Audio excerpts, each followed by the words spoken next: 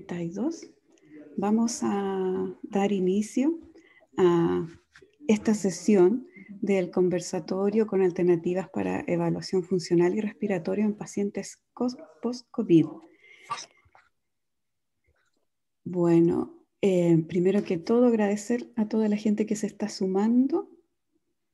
Ya pueden ver, ¿cierto?, a nuestros invitados, Rodrigo Torres, Alejandra Lorca y Carla Rodríguez.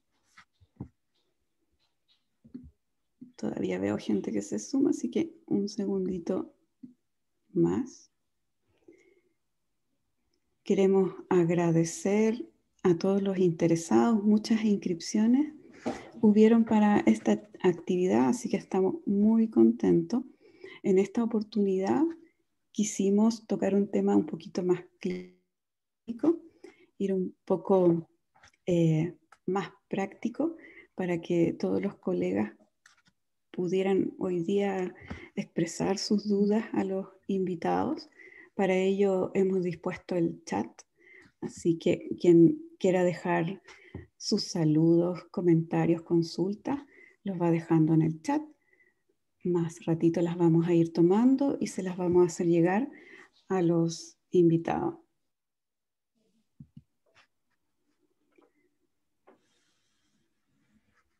Bien, ¿cómo estamos con...? Estamos aquí por acá. Ya, perfecto.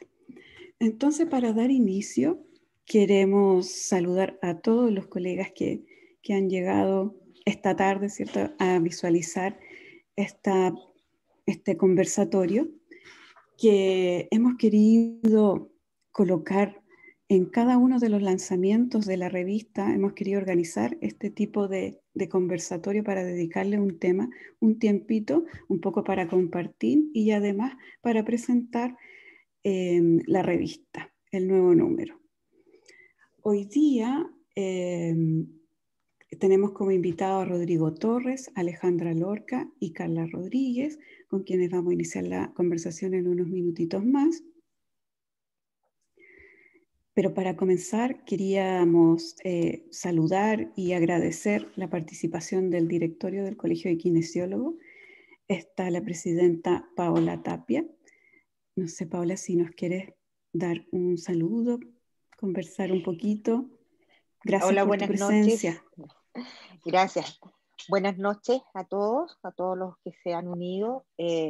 Felicitarlos por este segundo número, que no me cabe la menor duda que va a traernos material muy interesante. Y gracias por el trabajo que hacen semana a semana para poder sacar estos nuevos volúmenes. Así que muy contenta de poder participar como una oyente más y siempre sigo aprendiendo junto a ustedes. Así que éxito en los siguientes números. Muchas gracias. Esa es nuestra idea, están los invitando constantemente a este tipo de conversatorio en cada número que se pueda lanzar. Ahora quisiera saludar, Daniel, ¿llegó? Álvaro, ¿me dices? Aún no se encuentra. Ya. Ok. Bueno, Daniel en un ratito más se va a conectar para presentarnos el nuevo número de la revista. Y nosotros vamos a partir con nuestro conversatorio, presentarles a nuestros invitados, por si no los conocen, pero todos ellos son colegas muy queridos y muy conocidos. Vamos a partir con la kinesióloga Alejandra Lorca. Ella es kinesióloga y docente asistencial del Hospital Salvador. En un rato más vamos a conversar con ella porque, bueno, ha estado muy en boga una de las escalas que pudo validar acá en Chile. Más rato se las vamos a contar. La kinesióloga Carla Rodríguez, ella trabaja en el CESFAM de Lebu, es encargada de sala IRA y de rehabilitación post-COVID. Bienvenida, Carla. Y Rodrigo Torres, kinesiólogo, él es profesor asistente de la Universidad de Chile y está en el servicio de neumología del Hospital Clínico de Barcelona. Actualmente está en Barcelona, así que está con varias horas de diferencia ahora acompañándonos. Y esa es nuestra variedad de todas las regiones. Tenemos entonces invitados. Gracias, Rodrigo. Gracias, Carla. Gracias, Alejandra, por aceptar esta invitación a este conversatorio.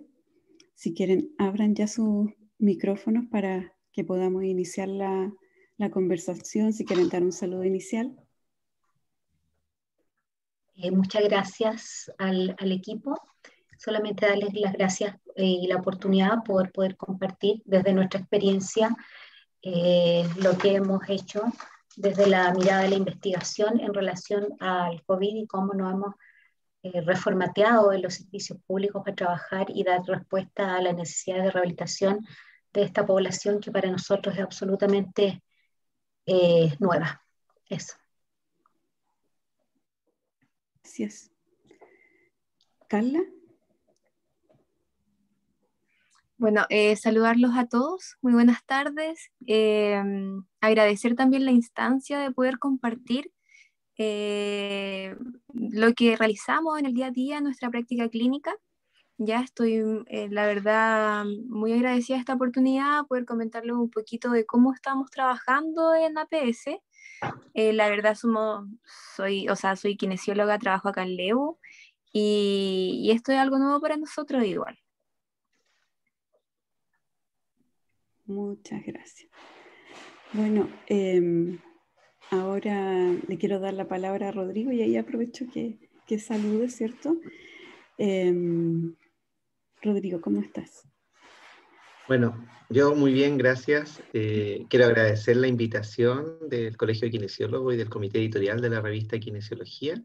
Este es un tema que a mí particularmente me apasiona, porque además que nos permite posicionar la rehabilitación y en general el campo del kinesiólogo lo podemos ir ampliando, aprovechando este contexto que es terrible a nivel mundial, pero que en la práctica nos abre una tremenda oportunidad a los kinesiólogos.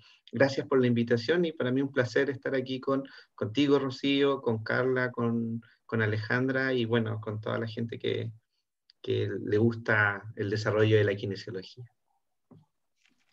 Muchas gracias. Rodrigo, y contigo queremos comenzar para que nos cuentes un poco. En el fondo, bueno, tú tienes una realidad un poco diferente allá, pero igual nos interesa saber, porque tú tenías, ¿cierto?, un quehacer clínico prepandémico, después probablemente durante la crisis, ¿cierto?, durante donde estuvo ahí la pandemia en su máximo esplendor, y ahora ya que estás como en otra etapa. Entonces, nosotros te queríamos preguntar cómo se ha ido modificando este quehacer clínico y en el fondo con esta nueva aparición de pacientes que, bueno, fue en una primera etapa los pacientes críticos y ahora que tú ya estás viendo como los post-COVID, ¿qué se está haciendo con ellos? Un poco si nos pudieras contar, ahora que ya están reabriendo quizás la atención ambulatoria que también estuvo cerrada, como en algún momento nos contaste. A ver si nos puedes decir algo de eso. Bueno, ustedes seguro vieron en la televisión que en marzo del año pasado fue bastante brusco el aumento de los casos de COVID aquí en España, particularmente con afectación de los pacientes adultos mayores, de más de 80 diría yo, con una tasa de mortalidad y de letalidad súper alta. Y bueno, como en todas partes nos cerraron inmediatamente, estuvimos como 5 meses sin poder hacer rehabilitación. Lo que sí permaneció fue la función pulmonar abierta en todo momento, ya que esa es una de las diferencias que podríamos encontrar con Chile, que acá no se cerró la función pulmonar. Lo que sí se hizo fue particularmente priorizar, es decir, el seguimiento de paciente crónico no se hizo, sino que más bien, por ejemplo, para precirugías cardíacas, ¿ya? Ese tipo de función pulmonar es la que permaneció y que se sigue haciendo desde el primer minuto hasta ahora, ¿ya? A pesar que había mucho miedo de contagios, en el servicio donde yo trabajo no se contagió nadie en los últimos 15 meses por causa de las pruebas de función pulmonar, por lo tanto, pareciera ser una práctica bastante segura si uno usa las medidas adecuadas. Luego de eso, abrieron el gimnasio y particularmente nos limitaron un montón el aforo Así que pasamos de tener 8 pacientes por bloque a tener prácticamente 3, en que era muy difícil conseguir pacientes al comienzo porque había mucho miedo. Y los pacientes post-COVID particularmente, lo que se ha hecho principalmente son programas de seguimiento, ¿ya? El hospital en que trabajo es particularmente fuerte en enfermedades intersticiales, por lo tanto se ha ido en búsqueda de evidencia, sobre todo radiológica y de función pulmonar, de secuelas que pudiesen generar este daño que al final se transformaría en una enfermedad intersticial, y más bien estamos en eso. Y actualmente están retornando, y lo que se hizo fue retomar los pacientes que estaban en rehabilitación antes de comenzar con los secuelados post-COVID. Es decir, nosotros tenemos bastantes pacientes con enfermedades intersticiales, con hipertensión pulmonar, con EPOC, pacientes prequirúrgicos que tenían una ventana de oportunidad para hacer rehabilitación, y fundamentalmente estamos retomando esos pacientes. Y con los pacientes post-COVID aún todavía hay poca rehabilitación. Yo creo que probablemente en Latinoamérica hay más rehabilitación que acá, porque en la práctica aquí hay mucha investigación, hacemos investigación, pero en Chile y en Latinoamérica es donde realmente se lleva a cabo lo que se publica. Yo siempre lo he dicho, que Chile está bastante avanzado en ese ámbito, y porque además contamos con kinesiólogos que son súper proactivos, y es como se ha desarrollado la rehabilitación al fin y al cabo, ¿ya?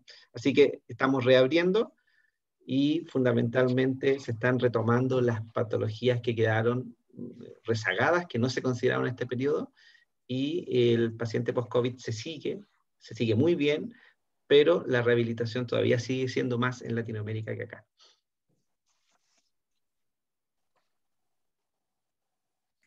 Súper. Bueno, ahí nos damos cuenta claramente cómo los kinesiólogos en el fondo tuvieron que adaptar un poquito su rutina, ¿cierto? De lo que hacían generalmente todos los días. Y en ese sentido, bueno, también hemos visto cómo rápidamente han salido algunas directrices para poder tratar, ¿cierto? O evaluar a este tipo de pacientes, o sea, nuevos pacientes. Y en ese sentido es que invitamos, ¿cierto?, a Alejandra para que nos cuente un poco su experiencia de cómo surgió y cómo fue el proceso, ¿cierto?, en que ella tuvo que trabajar para validar la escala de estado funcional post-COVID. Alejandra, si nos... Entonces, ¿cómo Te surgió? cuento. Bueno, como tú dijiste, en este proceso, gran proceso de adaptación que tuvimos que realizar los profesionales kinesiólogos, en este contexto de pandemia y urgencia sanitaria, ¿qué pasó? Que nos vimos enfrentados a un nuevo perfil de paciente desconocido para todos nosotros, que no respetaba etnia, sexo, nivel socioeconómico, nada. Pero sí empezamos a estudiar de que habían ciertos factores de riesgo, ¿ya?, que predisponía a tener la enfermedad o a hacerla más grave o a ser usuario de una UCI, como eran los pacientes obesos, diabéticos, hipertensos, inmunosuprimidos, y también la población oncológica. Y en ese contexto es donde yo me vi obligada a reconvertir mi atención, porque fue declarada como una población vulnerable, era el perfil de nuestros policlínicos en atención ambulatoria, y por lo tanto buscar nuevas alternativas para poder tratar a nuestros pacientes. De ahí nació un programa de telerehabilitación, ¿ya?, que es un programa que está estructurado, que fue aprobado por el servicio, por la dirección del hospital, y en el cual es nuestro quehacer, lo que estamos haciendo con la población declarada como vulnerable. Entonces, ¿qué se vio? Que los pacientes COVID podían presentar un sinnúmero de alteraciones en diferentes sistemas, diferentes órganos, ¿ya?, y como consecuencia presentar un deterioro funcional importante que podría conducir a una discapacidad severa a largo o mediano plazo, ¿ya? Entonces, ¿qué empezamos a ver cuando nos empezaron a derivar a través de la telerehabilitación estos pacientes? Que tenían necesidades inminentes de rehabilitación desde diferentes dimensiones, ¿cierto? Especialmente en aquellos pacientes que tenían enfermedades graves o que habían estado en unidades de cuidado intensivo o habían hecho los PICS, ¿ya? en esta necesidad y búsqueda que vimos que los pacientes había que evaluarlos, de alguna forma tener como un estándar de evaluación, principalmente a los profesionales que eran no médicos. ¿Y quién eran esos profesionales que nos estaban derivando de las salas al momento del egreso hospitalario? Eran becados, eran médicos internistas u otro tipo de médicos. Surgió la necesidad de buscar como una especie de screening o algún tipo de evaluación que no fuera lo que propone especialmente la Sociedad de Medicina Física, Rehabilitación, que evalúa pero muchas dimensiones y no está en las manos de un médico hacer una evaluación tan extensa que solamente de la expertise del kinesiólogo. Entonces empezamos a buscar diferentes tipos de herramientas que fueran fáciles y que fueran posibles de hacer como una pesquisa de derivación del médico al kinesiólogo. Entonces, ¿qué pasó?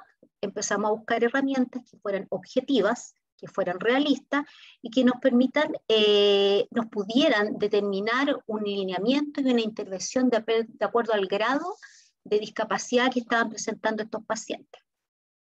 Entonces, ¿qué pasó? Empezamos a consultar con algunos expertos nacionales e internacionales, de ahí llegamos a Rodrigo en España como nuestro referente nacional en Europa, y extranjeros para mejorar nuestra forma de evaluar, ver cómo lo estábamos haciendo y tener un screening de evaluación de manera de dar respuesta a la necesidad inminente de rehabilitación que estaba teniendo esta población.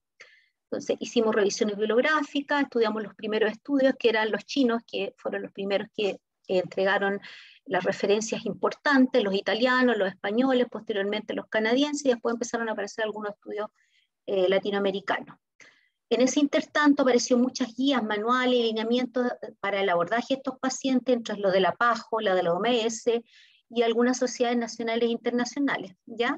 Y en esta búsqueda de referencia, nosotros nos dimos con dos autores que son holandeses, precisamente los que crearon un grupo europeo esta escala de evaluación post-COVID, en los cuales yo les escribí y me mandaron una respuesta y con la invitación formal de participar en un estudio multicéntrico que el que se estaba llevando a cabo, me explicaron, en 16 países en ese momento, pero tendría que yo tener alguna experiencia en investigación y por lo menos experiencia en la validación de instrumentos, que más o menos mi perfil, que yo ya había hecho algunas validaciones de otros instrumentos.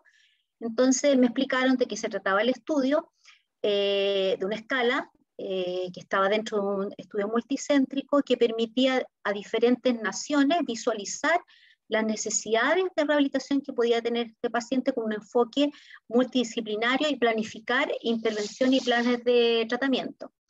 Entonces, que podíamos tener una necesidad o una inclinación hacia la clínica o hacia la investigación. Nosotros planteamos que teníamos las dos, o sea, necesitamos la escala para trabajar en la clínica, precisamente para tener un screening de evaluación, derivación y seguimiento de los pacientes, y también con fines de investigación. Y de ahí partió la invitación a empezar con los estudios de validación y estudios psicométricos posteriores de la escala, que es lo que les interesa a ellos.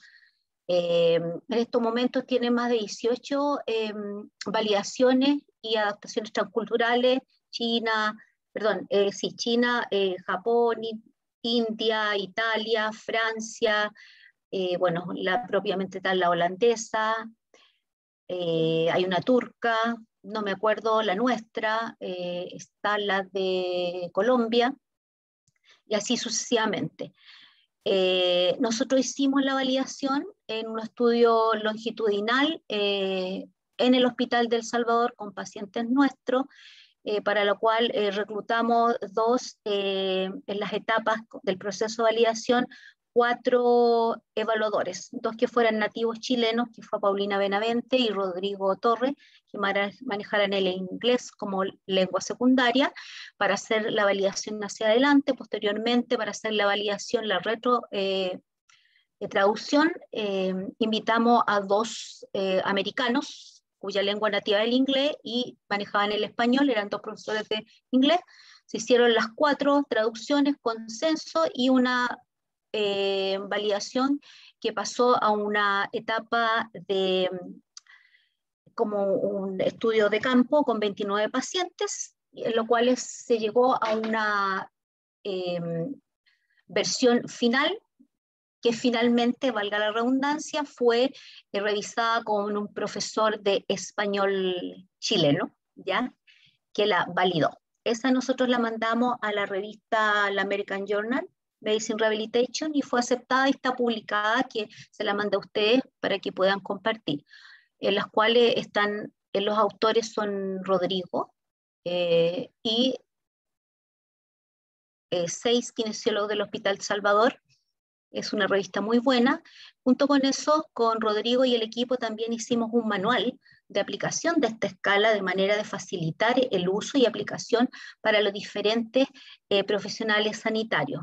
Obviamente dirigió más al kinesiólogo, ¿ya? Esos dos están dispuestos, están en diferentes sitios, los cuales pueden acceder nuestros colegas. Bueno, si quieres saber de qué es la escala, no sé si lo vemos más adelante, lo explico así en forma burda, pero la escala es una escala ordinal que sirve para cuantificar el estado funcional del paciente post-pandemia.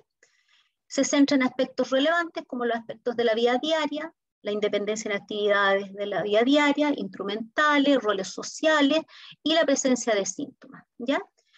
Como tal, la escala no está destinada a reemplazar cualquier tipo de herramienta kinésica que nosotros usemos, sino que está orientada a hacer pesquisa, screening, pero complementar con otros tipos de herramientas que nosotros estamos habitualmente usamos en la clínica, ¿ya? Y es, como les digo, el objetivo es usarla como screening y como un elemento adicional para orientar la derivación y el seguimiento de los pacientes. Tiene 5 grados, donde el grado 0 es la ausencia de cualquier limitación funcional, hasta el grado 4, que se refiere a que el paciente presenta limitaciones severas, presencia de síntomas y es dependiente, ¿ya? Finalmente, decirles que se aplica, hay 2 formas de aplicarla, que es una a través del autorreporte, que se usa un flujograma, y la otra una entrevista estructurada, ya que tiene 16 ítems divididos en 6 dimensiones, y es la que se usa para hacer estudios clínicos.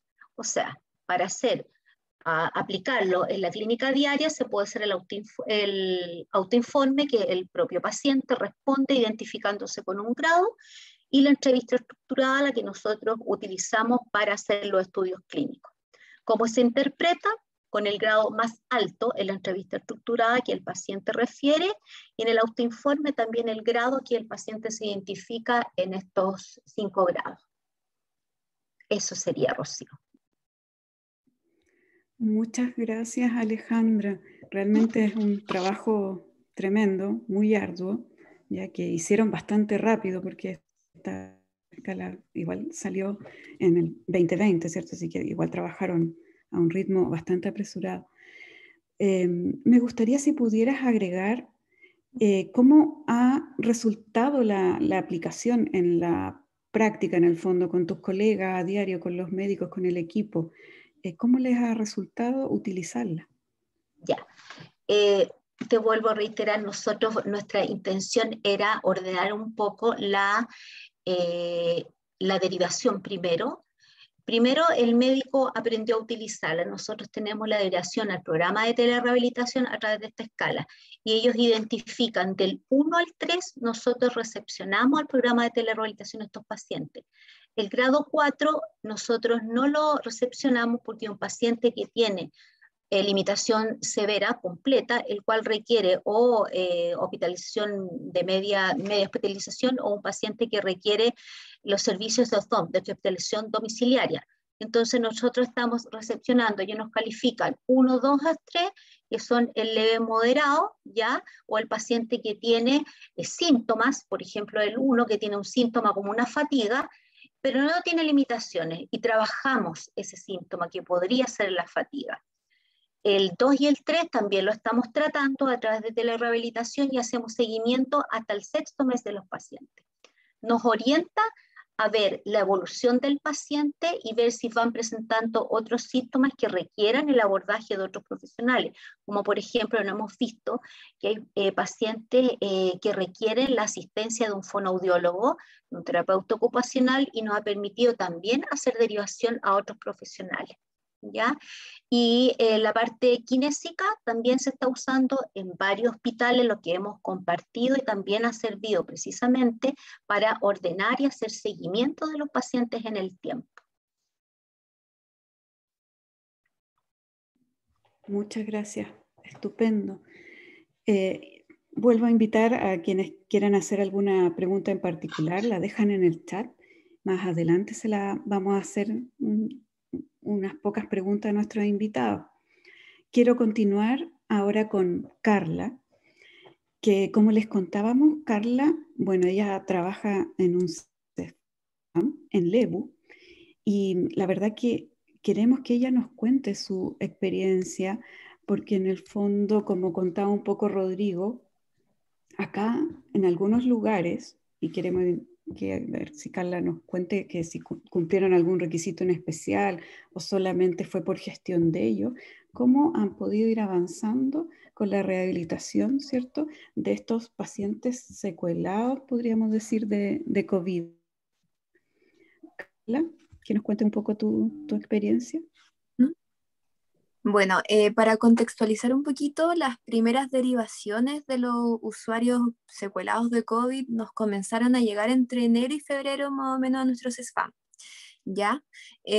Bueno, nosotros acá somos 6 kinesiólogos en el CESFAM, pero habemos 2 que nos estamos dedicando actualmente a la rehabilitación post-COVID, ¿ya? Que es el kinesiólogo del CCR y yo en este momento que estoy siendo la encargada de la sala IRA, pero también estoy realizando algunas atenciones presenciales de la sala ERA porque, bueno, como en todos los lugares de Chile hemos sufrido algunas variaciones en cuanto a las atenciones, ¿ya? Bueno, sin embargo, cuando nos comenzaron recién a llegar estas derivaciones de los usuarios secuelados de COVID, nosotros con los colegas ya igual nos comenzamos a adelantar y a empezar a investigar sobre qué evaluaciones le íbamos a realizar a estos usuarios que para nosotros en realidad eran nuevos, ¿ya? Bueno, sabíamos que iban a ser derivados desde el nivel secundario o quizás desde nuestro mismo CESFAM por los médicos de ahí, ¿cierto? Que por lo general los usuarios que eran derivados desde nuestro mismo centro iban a ser usuarios que quizás no cursaron con una enfermedad tan grave, ¿ya? O que no requirieron de hospitalización. Sin embargo, también nos llegaron el otro tipo de usuarios que eran, ¿cierto?, que habían cursado con ventilación mecánica, que estuvieron harto tiempo hospitalizados. Ya iban a tener ahí diferentes requerimientos. Por ende, comenzamos a realizar búsqueda. Bueno, lo primero fue internet, comenzar a buscar algún tipo de evaluación que se pudiera realizar en estos usuarios. Ahí llegamos al consenso interdisciplinario de rehabilitación para personas adultas post-COVID, en donde traían recomendaciones para la práctica clínica. También utilizamos las orientaciones técnicas para la rehabilitación en tiempos de pandemia, en donde ahí salen distintos tipos de evaluaciones a nivel interdisciplinario, o sea, multidisciplinario, perdón, en donde según esas orientaciones nos decían de que desde el nivel superior ya iban a venir categorizados nuestros usuarios, categorizados según el riesgo, ya sea leve, moderado, severo, ya que según esta categorización iba a ser también la rehabilitación que tendríamos que entregar a los usuarios, ¿ya? Bueno, también hicimos las consultas a nuestros asesores técnicos de servicio sobre cómo iba a ser la rehabilitación que le íbamos a brindar, porque en un momento sabíamos de que no iban a llegar derivaciones, pero no sabíamos cómo teníamos que abordarlas, ¿ya? Si bien teníamos una idea similar a como la rehabilitación pulmonar que se le realiza a los pacientes hepáticos, no era lo mismo el COVID, los pacientes secuelados de COVID. Por ende, también era incierto para nosotros, ¿ya? Ahora igual, según la severidad de la secuela de los pacientes, teníamos el tipo de rehabilitación que le íbamos a brindar. Si era una rehabilitación presencial, que seguramente era para los usuarios que podían tener requerimientos de oxígeno o que nos podían presentar alguna situación adversa durante la rehabilitación, o pacientes que se le podía rehabilitar a distancia con algún seguimiento telefónico, ¿cierto? Y pacientes que también se le podía realizar estas sesiones en domicilio, ¿ya? Eso eran como nuestros tipos de rehabilitación que podíamos brindar. Bueno, como mencioné, acá en nuestros spam las unidades que nos estamos dedicando a esta prestación es el CCR y la sala ERA, ¿ya? Ahora el destino que va a tener cada usuario, si ya sea a sala ERA o al CCR, va a ser según el compromiso, o sea, según el compromiso que tenga el usuario. Si tiene más alteraciones respiratorias, se va a ir a la sala ERA, y si presenta alguna alteración mayor en cuanto a la funcionalidad, se va a destinar al CCR. En realidad nuestra atención igual es completa, o sea, no solamente porque tiene alteración respiratoria voy a hacer solamente respiratorio, sino que fue un tipo de flujo más que nada para poder dividirnos los usuarios, porque no sabíamos si no iban a llegar en gran cantidad y no queríamos saturar una unidad más que la otra. Ya fue más que nada como una estrategia de flujo. Bueno, en cuanto a estas investigaciones que hicimos, encontramos diferentes evaluaciones, ya evaluaciones que, por ejemplo, estaba el índice de Bartel, que podíamos medir como el grado de independencia. Utilizamos una evaluación que es pararse y sentarse, realizando 5 repeticiones, el cual nos iba a entregar un poquito, nos iba a ayudar a cuantificar la fuerza de las extremidades inferiores. Utilizábamos también el MMRC modificado, el test de marcha de 6 minutos, que lo utilizamos mucho en pacientes hepóticos. Y además necesitábamos también que sus patologías de base estuvieran compensadas, ¿ya? En cuanto a esto, también nosotros nos creamos unos criterios de inclusión o de cómo vamos a realizar las sesiones. Por ejemplo, que tuvieran los parámetros, como digo, parámetros vitales estables, que tuvieran una frecuencia cardíaca en reposo menor a 100 latidos por minuto, una presión arterial mayor a 90,60 y menor a 140,90, una saturación de oxígeno mayor a 92% y que tenga las patologías de base compensadas, que es súper importante el momento de poder iniciar con la rehabilitación. Y de esta misma manera teníamos algunos criterios de suspensión de la sesión, que era que el paciente estuviera con alguna exacerbación respiratoria, con fatiga que no se aliviara al descanso, o que tuviera estos parámetros mencionados alterados, ¿ya? Ahora, en nuestra práctica clínica, actualmente contamos con 13 pacientes en rehabilitación, ¿ya? Sin embargo, muchos de ellos también son diabéticos, son hipertensos, presentan obesidad, y no todo es tan compensado. Entonces, esto requiere de que nosotros tengamos que derivar al médico, el médico pueda revisar el tratamiento de esta patología crónica, y una vez que ya esté estable, reiniciamos la rehabilitación. Pero nos hemos encontrado con hartas situaciones en que nuestros pacientes, por resguardo de ellos y de nosotros, no podemos continuar por el mismo hecho de que las patologías de base no están compensadas, ¿ya? Y bueno, en cuanto a lo anterior también, en donde veíamos las orientaciones clínicas, o sea, las orientaciones técnicas, ahí había una parte en donde nos dicen que desde el nivel superior tendrían que venir nuestros usuarios categorizados según las secuelas que tienen leve, moderado y severo, y muchas veces no es así. Muchas veces nos llegan usuarios de que tienen secuelas que en realidad son más de difícil manejo, ¿ya? Y bueno, también influyen muchos factores. Muchas veces podemos realizar a estos mismos pacientes que son un poquito más complejos una sesión de una semana, ya sea por recurso humano, que no le podemos brindar Ay, no sé qué pasó ahí. No te preocupes, se acopló el audio. Continúa, sí. Sí, pero eso es en cuanto a mis comentarios. Muy interesante, Carla.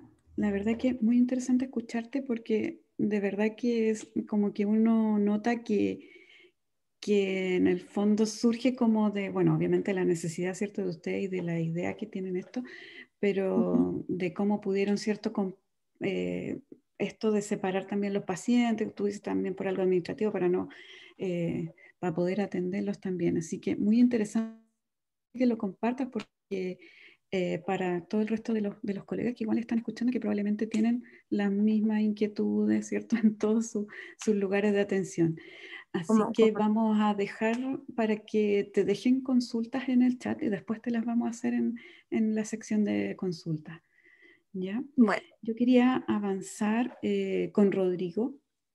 Bueno, Alejandra, ¿cierto? Y Carla, ambas nos han contado de que lo primero que tuvieron que hacer fue ir a buscar recursos, ¿cierto? Si es que hubiera evidencia para poder estructurar la evaluación, ¿cierto? El tratamiento. Y Rodrigo, tú que en el fondo te estás especializando, ¿cierto? En buscar, en crear evidencia, ¿qué nos podrías decir? Porque ha surgido muchos artículos también, ¿cierto? A la fecha, o sea, si uno busca rehabilitación COVID o evaluación, uno puede encontrar demasiadas cosas. Entonces, según tu experiencia, y ya que has realizado bastantes búsquedas, ¿podrías nos dar un poco de tu recomendación sobre qué test serían los más útiles o qué test le recomiendas a los colegas ahora revisar, buscar, utilizar? Bueno, tienes razón en que están saliendo muchos artículos, de hecho casi cada día sale algo de rehabilitación post-COVID actualmente, y en eso las guías que se realizaron, las guías anticipatorias no solo de Chile, sino que de los países de Europa y de Asia, estuvieron bastante cercanos a lo que realmente iba a ser las pruebas que íbamos a realizar después, cuando esto ya estuviera implantado.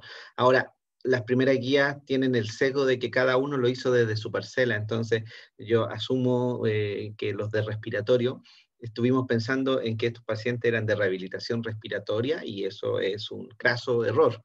Y los de neuro también pensaban que era de neuro y así sucesivamente. Y lo que hemos visto es que el COVID ha dejado un espectro amplio de secuelas que al final tienen que ser enfocadas desde los distintos puntos de vista con trabajo multidisciplinario y con algunos que van a tener un enfoque de entrenamiento y otro con un enfoque más funcional, por ejemplo. Y a partir de eso, vinieron los primeros errores en los primeros artículos, es decir, el primer artículo que salió de rehabilitación, que es de Liu, de China, es realmente pésimo, si uno lo evalúa críticamente, porque utilizaron herramientas como el FIM o como el test de marcha de 6 minutos. El FIM particularmente no discriminó nada, eligieron mal la herramienta, y el test de marcha de 6 minutos, que si bien discriminó, pareciera ser que no es la mejor herramienta para aplicarla en el momento agudo del alta, diríamos, ya que después se vio en los estudios italianos que el test de marcha falló en los primeros estudios no porque el paciente en realidad tuviera una capacidad física reducida, sino que principalmente porque estaba muy débil, tenía alteraciones del balance que influyen en estas pruebas. Entonces, ¿qué pasó? Para evaluar la capacidad física, ya para ir resumiendo, surgió el Sit-to-Stand. Aparecieron las primeras recomendaciones de la Anne Holland de Australia y todo el mundo empezó a usar el Sit-to-Stand y es una súper buena herramienta, particularmente nosotros la recomendamos para los sujetos, los pacientes que están inmediatamente post-alta, que pueden tener otras alteraciones que van a afectar el rendimiento en el test de marcha 6 minutos. No quiere decir que el test de marcha no se haga, sino que probablemente se va a hacer igual, pero se va a hacer en una fase más tardía. Quizás los que ingresen a protocolo de rehabilitación post-PCR negativa, por ejemplo, podría ser. Así que para evaluar capacidad física, Sit-to-Stand de 1 minuto, una súper buena alternativa para esta evaluación en particular. También, desde el punto de vista respiratorio, los primeros artículos de los chinos medían espirometría, y también algunos europeos pasó lo mismo, y en realidad hacer una espirometría con un paciente recién al alta, que todavía está con un proceso de inflamación y edema, sin duda que no es la mejor intervención, la mejor evaluación, y las guías clínicas ya dejan claro que la evaluación respiratoria debería ser alrededor de 3 meses post-alta, ¿ya? Por lo tanto, la dimensión respiratoria, si uno quiere evaluar al comienzo, puede hacer evaluación de músculos respiratorios, sin duda, pero evaluación de la función respiratoria a través de la espirometría o la DLCO, probablemente más tardía. Y bueno, han aparecido, evidentemente, dado que los pacientes en un comienzo eran de muy avanzada edad, las evaluaciones funcionales, como decía Carla, Bartel particularmente, una herramienta revisitada, podríamos decir, que ha funcionado súper bien en los pacientes para evaluar la actividad de la vida diaria básica, y particularmente incluso mejor que el FIM pareciera ser. El FIM no se ha recomendado mucho porque evidentemente tiene copyright, y si uno lo recomienda y después vienen los que inventaron la herramienta y te demandan por no pagar por el instrumento, al final esa es una de las desventajas que tiene el FIM. Así que ABD fundamentalmente ha sido con el índice de Bartel. La dimensión cognitiva también hay que evaluarla. El Mini-Mental no pareciera ser la mejor herramienta porque no es capaz de discriminar entre los sujetos que tenían ya daño cognitivo anterior, y está el MoCA, que es un test muy fácil de aplicar y que puede aplicarlo cualquiera del equipo de salud, no es que esté asociado solo a que lo aplique un psicólogo. Y bueno, la calidad de vida, que es la última dimensión que creo que vale la pena evaluar. Se han utilizado principalmente instrumentos genéricos, ya como el Eurocool o el SF-36, porque pasa lo que conversábamos al comienzo, esta enfermedad es muy variopinta, y al final te deja secuela en un amplio espectro y termina utilizando una herramienta genérica. A mí me parece que las evaluaciones que explicó Carla antes, que están aplicando en LEBU, absolutamente recomendable utilizarla, y más bien aquí debemos contar con un arsenal de evaluaciones en que para cada paciente vamos a utilizar, quizás para uno joven, el CitoStan de 1 minuto. Para evaluar capacidad física. Y quizás para uno muy adulto mayor, vamos a tener que utilizar el CitoStan de 5 repeticiones para ver, no sé, riesgo de caída, fuerza de extremidades inferiores. Hay que adaptarlo a cada contexto. Yeah. Muchas gracias, Rodrigo. Y antes de pasar a las preguntas, quería agarrarme un poquito de tu experiencia, porque como lo decíamos, o sea, si ahora tú buscas, ¿cierto?, en bases de datos o en cualquier base abierta, hay demasiados artículos que de repente quizás, como decías tú, como el primero chino, que no fue muy bueno metodológicamente. Entonces, si nos pudieras dar un par de tips como para el que quiere navegar buscando, necesita algo, ¿qué tips le dieras a ese colega que necesita buscar algo y que se fije en ese artículo, en ese estudio? Bueno, me faltó decir en la pregunta anterior la PCFS que validamos junto a Alejandra. Evidentemente, una escala de funcionalidad. Mira, los artículos en realidad han sido más malos que buenos los que han salido, y el problema es que uno puede interpretarlo de una manera errónea. Es decir, nosotros siempre debemos pensar en que tenga un respaldo fisiopatológico, fisiológico, la intervención que se esté realizando. Entonces, ¿qué pasa?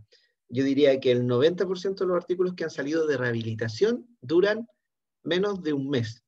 Y de esos, la gran mayoría dura menos de 2 semanas. Hay estudios de 8 días de rehabilitación, de 10 días, de 15 días. El único de evaluación de entrenamiento músculo-respiratorio dura 2 semanas. Entonces, ustedes, colegas kinesiólogos que son expertos en ejercicio, pensarán qué cambio estructural se produce en un programa de entrenamiento que dura 8 días o que dura 15 días. Entonces, vamos a las guías clínicas, ¿y qué pasa? Las guías clínicas dicen 8, 12 semanas, o 24, 36 sesiones, y resulta que ahora nos encontramos con un boom de la rehabilitación que dura 8 sesiones, 4 sesiones. Si son renovables en el tiempo y al final uno configura un programa amplio, no hay duda de que sirve, ¿ya? Pero en la práctica debemos ser capaces de evaluar y de ver a qué se deben esos cambios de los artículos que están apareciendo. Es decir, se deben a cambios estructurales, se debe a una mejor coordinación neuromotora, se debe a que la enfermedad está disminuyendo su fenómeno de inflamación. Hay que ser muy crítico en eso. Lo otro es que hay muchos artículos que muestran que hay una mejoría en la capacidad vital y en el BEF1. Eso también tiene que llamar la atención, porque si el ejercicio cambia la función pulmonar en una magnitud tan importante, quizás es la panacea y deberíamos a todos nuestros pacientes con EPOC hacerle más rehabilitación, porque parece que mejora el BEF1 y quita el EPOC en ese caso. Pero en realidad no es tan así. probablemente las evaluaciones no sean hechas en el momento adecuado y por eso tienen estos sesgos metodológicos. Y por último, lo que quisiera agregar es que las realidades son distintas, es decir, tenemos artículos de grupos suizos como Hermann o grupos alemanes que tienen un ambiente en que dejan a los pacientes prácticamente hospitalizados en hoteles, en que hacen rehabilitación todo el día, tienen un nutricionista experto, fono, TO, todo lo que quieran, viven en un régimen que es casi ir al Hyatt o al Sheraton a hacer rehabilitación y se mantienen ahí y los dan de alta con un ambiente que es absolutamente ideal. Y sabemos que en Chile y en los países de Latinoamérica eso no es tan factible de hacer. Entonces, nosotros, por suerte, en Chile somos más creativos, hacemos ejercicios de una manera impensada a veces de los colegas, pero que funciona, y yo solo los invitaría a que apliquen los principios del entrenamiento en periodos razonables y, por supuesto, implementar la creatividad. Hemos visto que la atención primaria en Chile está destacando en rehabilitación en estos momentos, y bueno, si bien son iniciativas individuales generalmente, claramente al final se configura un beneficio para el usuario. ¿Ya? Eso. Muchas gracias, Rodrigo. Bueno, vamos a iniciar las preguntas.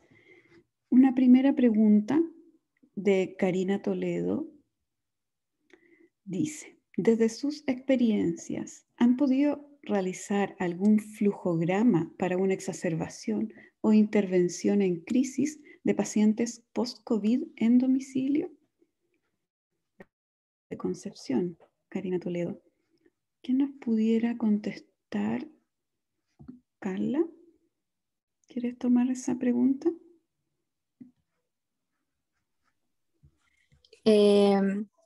Ya, a ver, en cuanto a exacerbación o crisis, pensando en algún usuario que quizás pudo haber quedado con requerimiento de oxígeno, quizás domiciliario.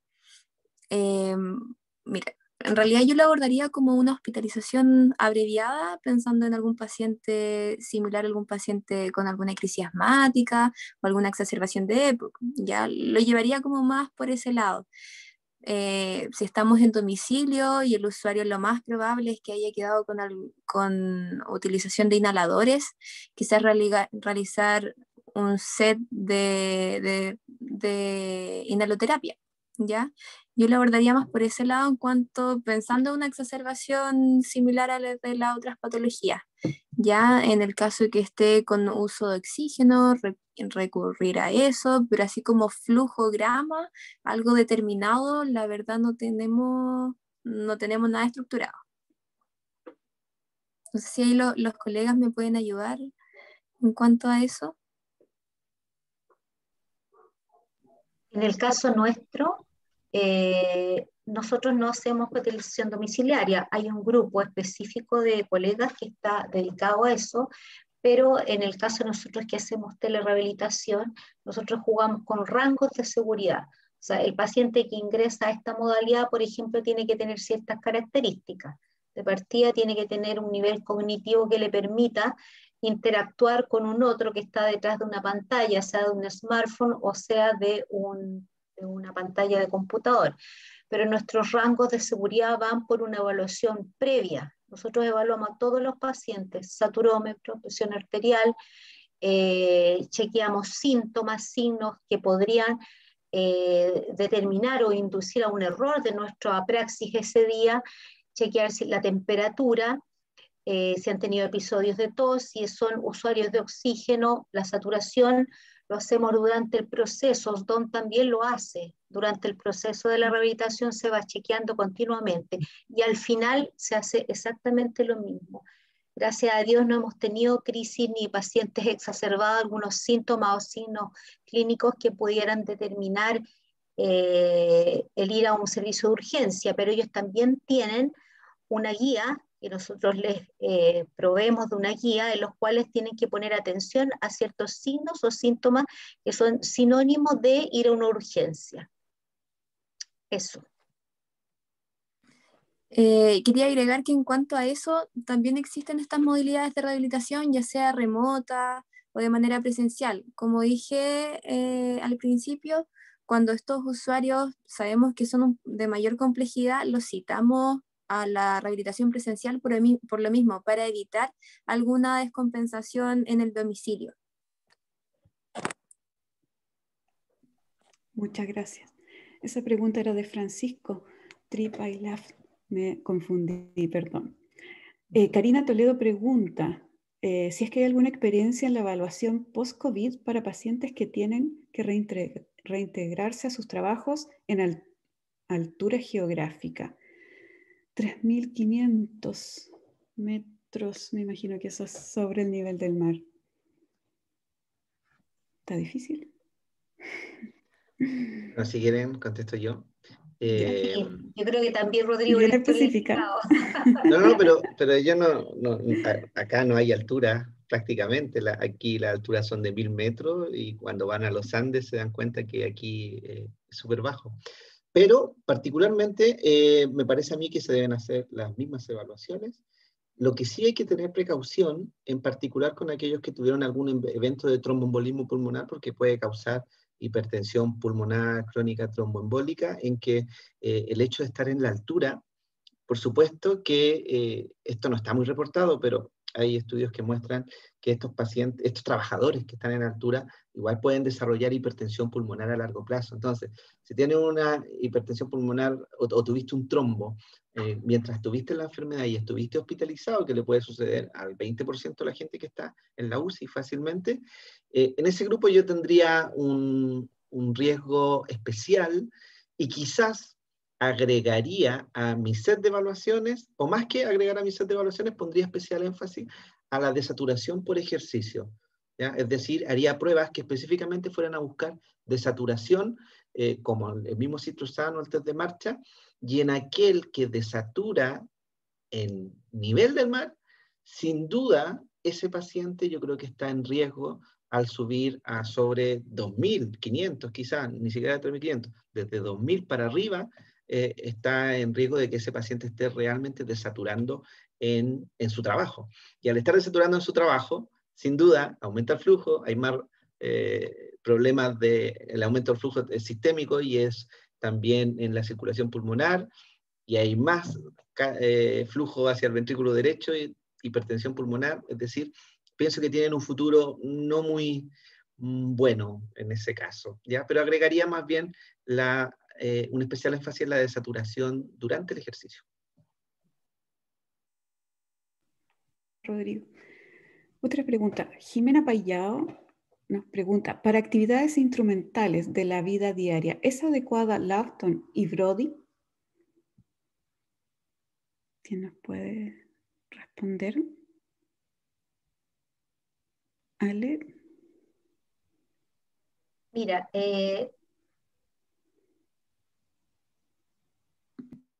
ingresamos a la plataforma, que nosotros tenemos una plataforma con evaluaciones seriadas, ¿ya? Nosotros evaluamos, como dijo el Rodrigo, primero el FAS, evaluamos Bartel, el CITO-STAN test, el Fatigue Assessment Scale, que es la escala de fatiga que la OMS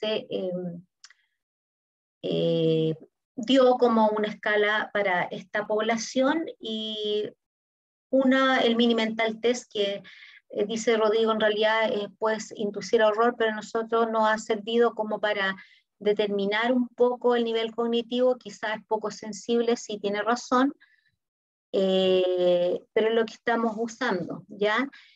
En relación al Lawton Brody, sí se ingresó, pero el tiempo era extremadamente largo y teníamos que tener una terapeuta ocupacional que pudiera hacer la evaluación. En algún momento lo usamos las primeras veces, después desertamos, digamos, la poca probabilidad de tener siempre un terapeuta ocupacional que apoyara y por la extensión del tiempo que significaba una evaluación. La verdad es que, pero sí, en algunas guías lo promueven y también lo recomiendan. En nuestro caso no lo estamos usando solamente por tiempo y porque pensamos que debe ser un terapeuta ocupacional que evalúe e integre un abordaje, porque el Lawton Brady también tiene Si es una evaluación, también te orienta a una intervención de terapia ocupacional. Gracias. Gracias, Alejandra. Tenemos una específica para Rodrigo Torres, donde dice: profesor Torres, con respecto a la rehabilitación como tal, ¿qué abordaje es el más adecuado, recomendado? ¿Ejercicios, duración? Pregunta. Y también pregunta: ¿cuántas semanas post-COVID se recomienda realizar la rehabilitación? Bueno, es que esta pregunta tiene una respuesta amplia porque, como les dije hace un Sí. rato, hay un amplio espectro de pacientes, ¿ya? Entonces, si uno tiene un paciente con limitaciones mínimas o leves, que tiene más bien, y que es joven, ¿cierto? Y que tiene más bien persistencia de síntomas y quiere someterlo a programas de rehabilitación cardiopulmonar tradicional, sin duda que si tiene muchos síntomas, lo más adecuado va a ser utilizar programas interválicos que son mejor tolerados, ¿ya? Yo no soy muy partidario de hacer programas de ejercicio constante y sin duda deberían incorporar un componente aeróbico importante. Yo soy más amigo de las bicicletas que de los treadmill, pero bueno, esto es a gusto del consumidor, ¿ya? Ambos funcionan. Si tiene muchas secuelas, si tiene fragilidad, además adulto mayor, va a ser probablemente un programa de rehabilitación funcional.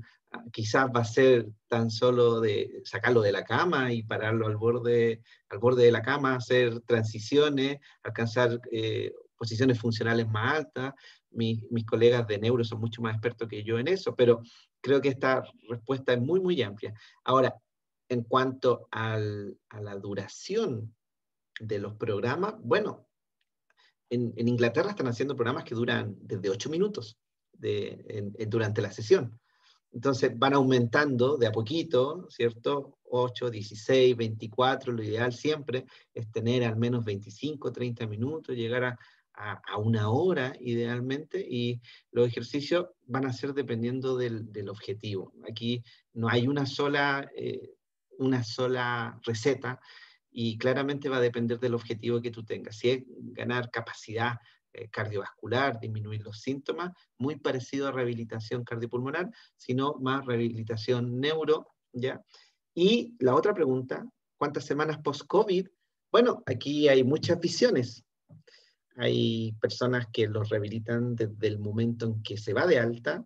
Obviamente son sistemas que tienen mucho más recursos, porque necesitas contar con EPP, mientras no tengas la confirmación de una PCR negativa, pero lo más común es esperar al menos 21 días post-PCR negativa. Es decir, la gran mayoría de los países 21 días, en Brasil le esperan 35 días aproximadamente, así que 21, 30 días post alta me parece razonable por motivos sobre todo de seguridad. Y lo más importante es que estos pacientes que tienen compromiso cardiovascular deberían tener un pase sobre todo de complicaciones vasculares, ¿ya? Es decir, aquellos que tuvieron TEP, eventualmente, se ha visto que hay una incidencia de TEP posterior también. Así que la rehabilitación, en resumidas cuentas, se puede empezar en cualquier momento. Incluso la movilización precoz de la UCI ya es rehabilitación. Pero lo más común es esperar 3 semanas, 4 semanas post-alta. Gracias, Rodrigo. Vamos rápidamente con otra. Claudia Román consulta: ¿cuáles serían las sugerencias para equiparar el acceso y oportunidad de la atención con la duración de los programas, dado la cantidad de pacientes? Alejandra, no sé si tú tienes alguna sugerencia para eso. Carla creo que tiene que estar un minutito que no puede responder, así que no sé si alguno de ustedes dos. Vamos a reactivar el audio. ¿Si puedes activar tu audio, Alejandra? ¿Me la puedes repetir? Porque es un poco compleja la pregunta, amplia. Cero Sí, dependencia de uno. Sí, Claudita, no sé si estás por ahí. Claudia puede tener quizás acceso al micrófono, pero ella nos pregunta, en realidad una sugerencia, que ella consulta cómo equiparar el acceso y oportunidad en el fondo para que todos los pacientes pudieran tener como una duración adecuada de los programas, me imagino. Eso, pues, si le puedes pedir un poco más de claridad en relación más puntual. ¿Qué es lo que quisiera saber en relación? Porque es muy amplio. Porque si es por acceso, también es complejo, porque el acceso va a depender, primero que nada, de la institución, del recurso físico, del recurso humano, de la infraestructura, y obviamente de un programa que esté estructurado y avalado por la institución. Entonces, eso no es tan, yo creo que depende de la realidad local de cada institución. Claro. Rodrigo, no sé si quieres. No, yo dar coincido alguna con sugerencia. Alejandra. Quizás el acceso de oportunidad es más bien una decisión política, ya sea una decisión política local o a nivel nacional. Eso es muy difícil poder equipararlo. Ya sabemos que en la vida y en las intervenciones de salud no es equiparable entre los distintos sistemas que hay en Chile. Va a ser más difícil en esto porque además vamos a tener una avalancha de pacientes. Así que lo veo... Rodrigo. Al final los pacientes... ¿Sí, Claudia? Hola, Rodrigo, ahora puedo hablar. Sí, básicamente era en el fondo la sugerencia de ustedes o alguna, en el fondo, cómo hacerlo, ¿no es cierto? Siempre estamos debatiéndonos entre hacer lo ideal en términos de duración y por otro lado, permitirles a todos, porque efectivamente no podemos a todos darle todo, ¿sí? Entonces, sí, en el fondo... alguna sugerencia, como desde la experiencia de ustedes, de qué pacientes, por ejemplo, puedo dejar definitivamente fuera o qué pacientes son los que tengo que priorizar y darle todas las sesiones. Más bien por ahí va la pregunta, porque si bien es cierto, la responsabilidad final es del sistema, pero claramente uno como kinesiólogo, como tratante, también es el que prioriza y selecciona. Entonces, en ese debate eterno, ¿no es cierto?, entre cómo permito el acceso a todos los que lo requieren, pero doy una atención de calidad. Sí, la respuesta es súper difícil porque probablemente el sistema, no sé, las mutuales, por ejemplo, preferirían darle oportunidad al trabajador que está con síntomas y que quieren que vuelva a trabajar. Probablemente uno, desde el punto de vista de su corazón, le querrá dar más oportunidad a los adultos mayores que están frágiles y que sabe que la mortalidad es alta a los 6 meses post-alta. Yo simplemente me gustaría citar cuando se aprobó la ley del postnatal en Chile, se pusieron de acuerdo los médicos y escribieron un montón de artículos científicos respecto a las distintas ventajas que tenía el postnatal y lo publicaron en la Revista Médica de Chile. Después de eso se discutió en la Cámara y en la Cámara de Diputados y en el Senado y los médicos mostraron, ¡pum!, todas estas publicaciones tenían un número especial y con eso lograron que hubiese una decisión política respaldada por la evidencia y lograron uno de los postnatales más largos del mundo que tenemos en Chile, afortunadamente.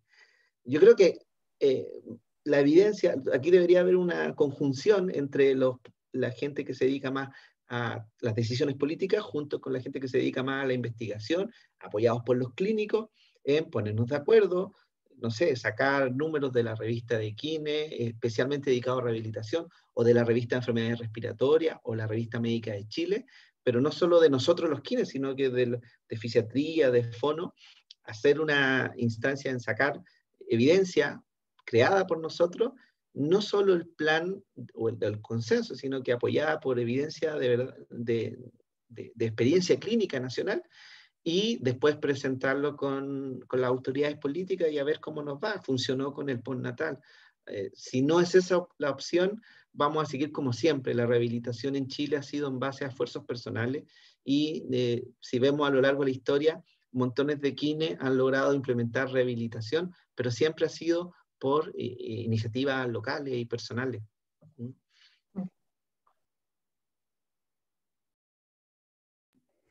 Muchas gracias. Bueno, la verdad que hay varias consultas más, pero por el tiempo que queremos respetarlo, vamos a seguir con con el conversatorio que ahora quiere dar paso a mostrar el nuevo número de la revista.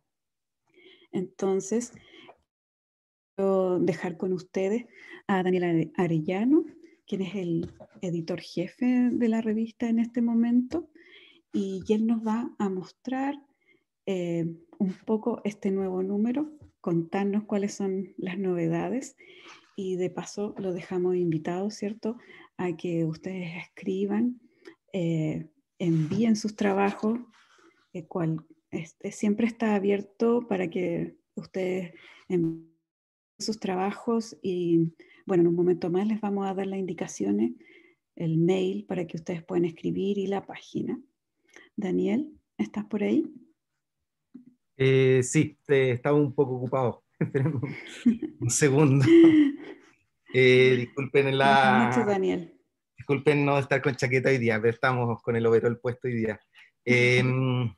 Bueno, darle las gracias a los invitados, tremendos invitados que tuvimos, especialmente porque son 3 personas que están generando ciencia a nivel de Chile y están generando evidencia a nivel de Chile. ¿Para qué hablar de Rodrigo, que está transformando una máquina de evidencia ahí en España?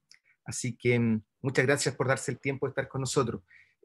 Bueno, les voy a mostrar un poco el número. Como estoy en el hospital, voy a tratar de no conectarme a internet, lo voy a hacer a través de la página central de la revista, porque se me cae, yo creo que si abro internet se me va a caer la señal, se me va a caer todo. Así que voy a tratar de mostrar un poco en qué vamos en este número. ¿Se ve pantalla ahí o no? Sí. Perfecto. Daniel, se ve, pero se ve tu archivo. ¿Ahí? No, que me estoy metiendo, que tengo varios archivos abiertos. ¿Ven, se ve bien ahí o no? ¿Se ve bien? Se está Se ve viendo la los muestra archivos. previa, Se Dani. ven todos los archivos, Daniel. Se ve la intimidad más que nada. Ya, voy a entrar de nuevo. Que no me da mucha opción. Ahí se ve. Ahí sí, ahí sí. Ahí Ya. estamos viendo la página Perfecto, de la revista. les cuento un poco el número de junio de 2021, un número siempre el más difícil de sacar, especialmente en pandemia por la alta tasa de trabajo que estamos teniendo en esta época. En general, estos son los ítems más importantes que nosotros tenemos, generalmente artículos originales, trabajos de revisión, artículos especiales, y estamos incorporando unos nuevos ítems que son los protocolos de investigación. Es decir, una forma de mantener también ligado a la revista a la gente que está publicando en revistas mucho más importantes, es que puedan publicar sus protocolos de investigación con nosotros, y eso también le va a dar una visibilidad a la revista posteriormente. Y comenzamos en este número con una serie de guías prácticas. En este número vamos a partir una serie de documentos donde nos vamos a referir principalmente a metodología. Aquí lo abrí directamente, y si ustedes se fijan, estos son distintos, una serie de artículos donde vamos a ir revisando algunos aspectos de la rehabilitación basado en la evidencia. En este primer número, ver principalmente los conceptos de riesgo relativo, del uso del OR, etc. Y en palabras sencillas, documentos no muy largos para el entendimiento de toda la gente. Como les decía, en el otro ítem de protocolos de investigación, estamos incorporando estos protocolos de investigación que posteriormente van a ser llevados a cabo, y donde podemos ver primero algunos artículos bastante interesantes. Por ejemplo, la electroestimulación neuromuscular en pacientes adultos, en este caso pacientes crónicos, y que también está teniendo una importancia grande en los pacientes en el proceso de rehabilitación COVID. Y obviamente la telerehabilitación también está siendo un elemento importante. Si se fijan, son temas que están completamente atingentes a lo que está pasando actualmente. Por otro lado, tenemos los artículos especiales, donde en este número estamos incorporando un número de bioética, donde se hizo, si no me equivoco, investigación cualitativa, que también es interesante que lo puedan leer. Con respecto a los trabajos de revisión, tenemos un trabajo aquí basado en en la eficacia del masaje por vibración o la terapia de vibración local también. Y dentro de los artículos originales tenemos estos 3 que son bastante interesantes. Voy a partir de abajo hacia arriba, los egresos por enfermedad cerebrovascular en el periodo 2013-2015 en el Hospital Clínico Magallanes, que es una información de bastante utilidad de forma local para la gente del sur. Un trabajo de rodilla, digamos, de músculo esquelético en relación a un tema también que se ha puesto muy de moda, que es el fútbol en las mujeres, el fútbol femenino. Y dejo para el final este trabajo que es un trabajo internacional, que es percepción estudiantil sobre el lenguaje no verbal del docente en la práctica académica, un estudio cualitativo, que fue desarrollado y que fue uno de los trabajos premiados en el Congreso de, si no me equivoco, ahí me ayuda un poquito Vero. En el Encuentro Latinoamericano de Académicos, organizado por CLADEF, en el ELA, sí. En el ELA, sí. Que a mí me dicen ELA y me confundo con otras cosas. Con otro ELA. Sí, con otro ELA. Fue presentado en el Congreso de CLADEF, por lo tanto, ya la revista va a empezar a tener una visualización más latinoamericana. Y ya estamos comprometidos por una gestión de Verónica de que los trabajos que se han presentado en el CLADEF de este año también van a ser publicados por nuestra revista. Así que, como les digo, ya está comenzando a tener una visualización nuestra revista. Este número tiene una importancia para nosotros probablemente, porque es el número, o es nuestro 4º número que hemos sacado, y hemos cumplido un año trabajando, un año arduo de trabajar en esta revista, y la importancia principal es que dentro de nuestros grandes objetivos, como les digo, el objetivo a corto plazo es la regularidad de la revista, que tengamos una revista que sepamos que cada 3 meses se va a estar publicando. Y por otro lado, que sea una revista que ojalá sea material de consulta, tanto para profesionales como estudiantes, que les sirva y que sea, como lo dijimos en el primer lanzamiento, es la revista que tienen que leer todos los chilenos. Kinesiólogos chilenos, kinesiólogos y kinesiólogas chilenas. Por lo tanto, estamos enfocados en esos objetivos. Y el otro gran objetivo que tenemos es que nuestra revista esté indexada. Estamos indexados en Latin Index, estamos indexados en Lilacs, pero estamos apuntando a mediano plazo a estar indexados en Cielo. Y para eso, obviamente, requerimos por lo menos 2 años de publicación continua. Y como les digo, estamos a la mitad de por lo menos cumplir ese objetivo, por eso es interesante e importante para nosotros. Eso, los invito a que revisen la revista, que olvidé mostrar una parte que siempre es importante. ¿Puedo compartir el último ratito, Vero? Antes de finalizar. Sí, ahora puedes.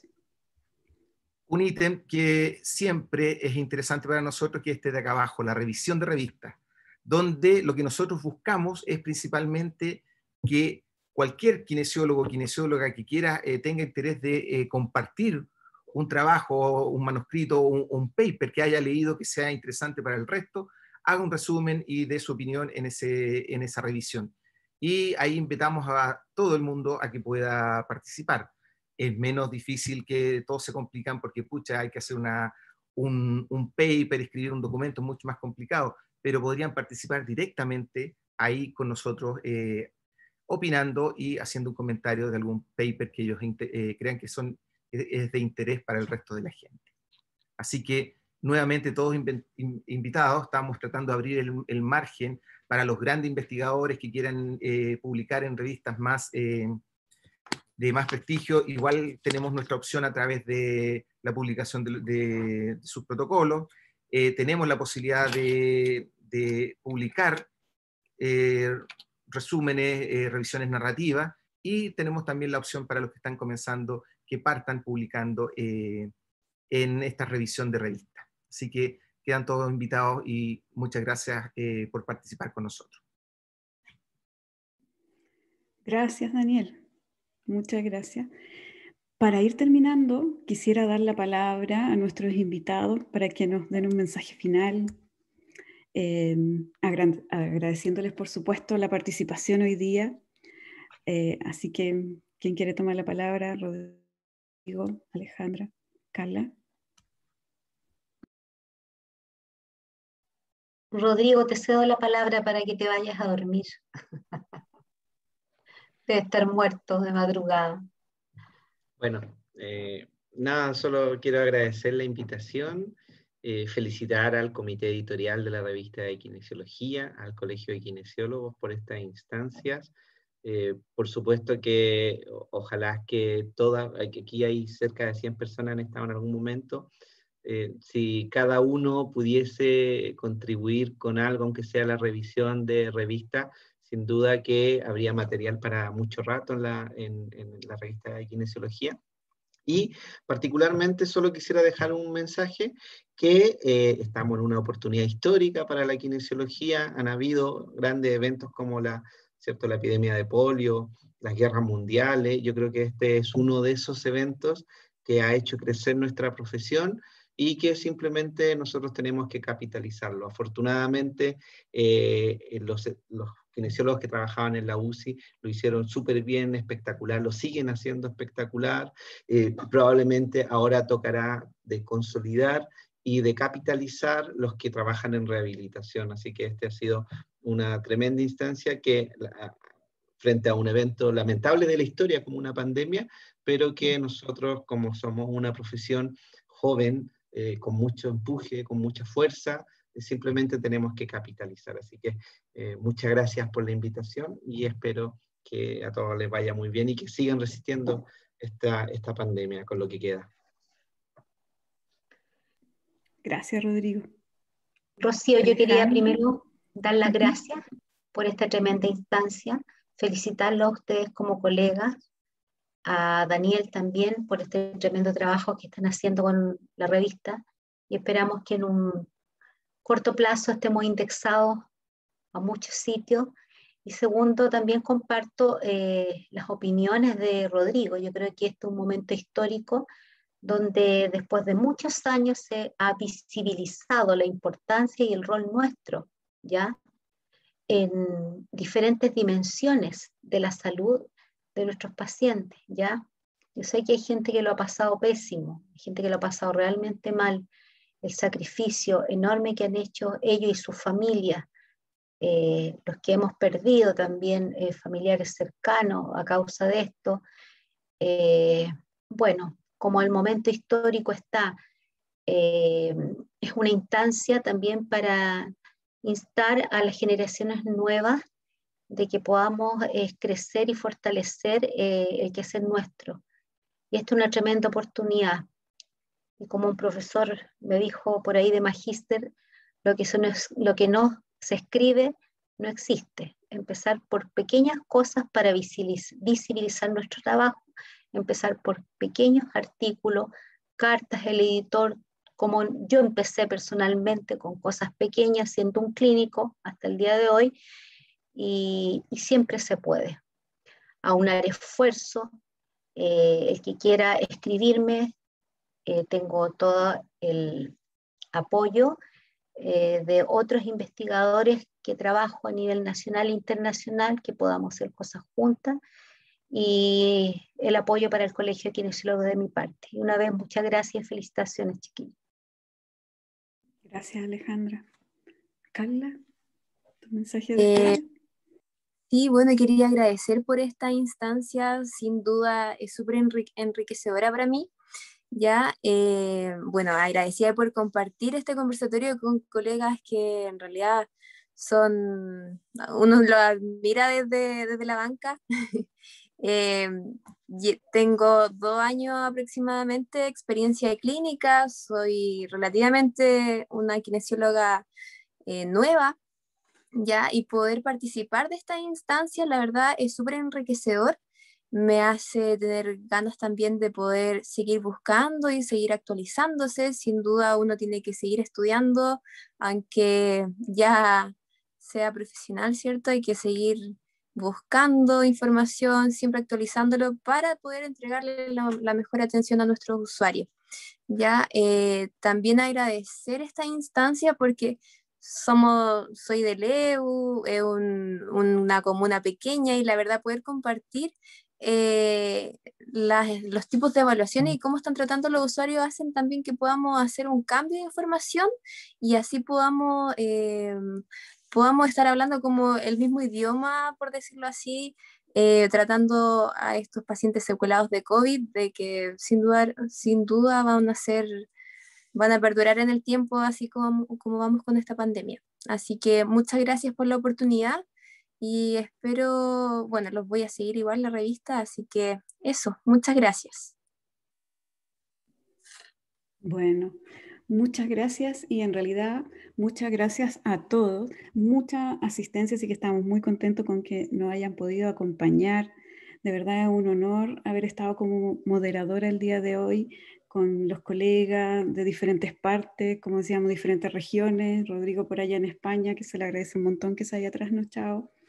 Y muchas gracias por todos los que participan, a Daniel también por ser nuestro jefe que nos hace aunar fuerzas y sacar ciertos números cada cierto tiempo, así que gracias al resto del equipo.